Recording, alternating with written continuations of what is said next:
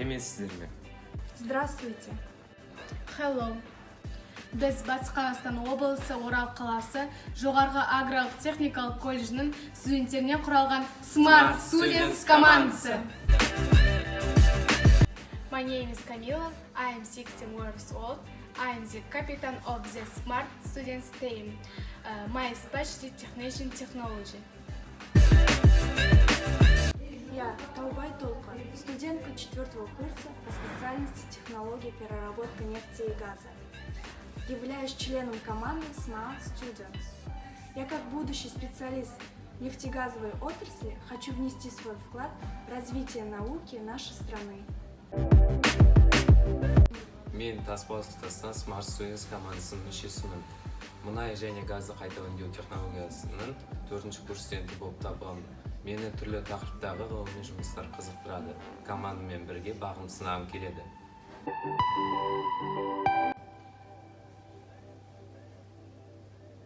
Ұсынып отырған жобамыздың тақырыбы мұнай-газ саласындағы ағынды суларды тазартудың тиімді тәсілдері. Жобамыздың мақсаты мұнай-газ саласындағы ағынды суларды тазалау әдістерін пайдалана отырып, тиімді жолдарын ұсыну. Дүниежүзілік су қорларының ластануы бүкіл адамзат қауымын алаңдатып отыр. Бұл мәселе Қазақстанға да тән. Судың ластануы ең сонда судың экожүйесін бүлдірумен аяқталады. Өндіріс орындарының көбеюіне байланысты ағынды суларды пайдалану және оларды қайта өңдеу мәселесі өте маңызды. Өндірістік ағынды сулар бұл өнімнің барлық түріндерін өндіру нәтижесінде пайда болатын ағынды сулар.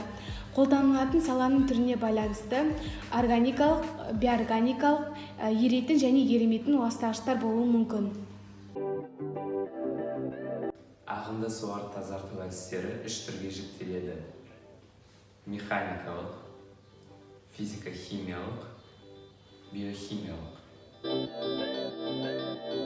Біз жобада қарастырылған тәсілдердің оңтайлысын таңдап, тазаланған сулардың қасиеттерін анықтаймыз. Біздер болашақ мұнай-газ саласының мамандары ретінде өз саламыздың проблемалық тұстарын шешу мақсатында қатысып отырмыз.